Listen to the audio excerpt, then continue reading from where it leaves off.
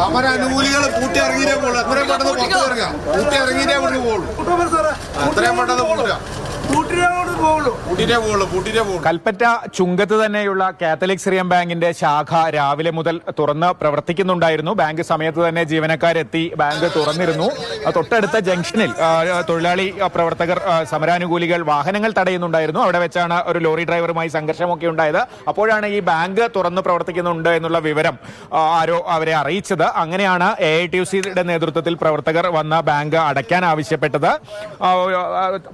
ആവശ്യപ്പെട്ടപ്പോൾ തന്നെ ബാങ്ക് ഉദ്യോഗസ്ഥർ അതിന് വഴങ്ങുകയായിരുന്നു. മെയിൽ അയക്കാനുള്ള ഒരു സമയം, ഇത് ക്ലോസ് ചെയ്യാനെന്നുള്ള മെയിൽ അയക്കാനുള്ള ഒരു സമയം മാത്രമാണ് ജീവനക്കാർ ആവശ്യപ്പെട്ടത്.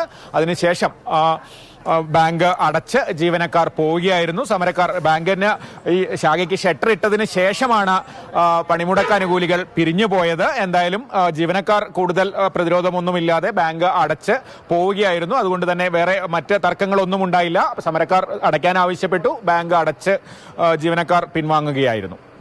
കമൽ, മാതൃഭൂമി ന്യൂസ്, വയനാട്.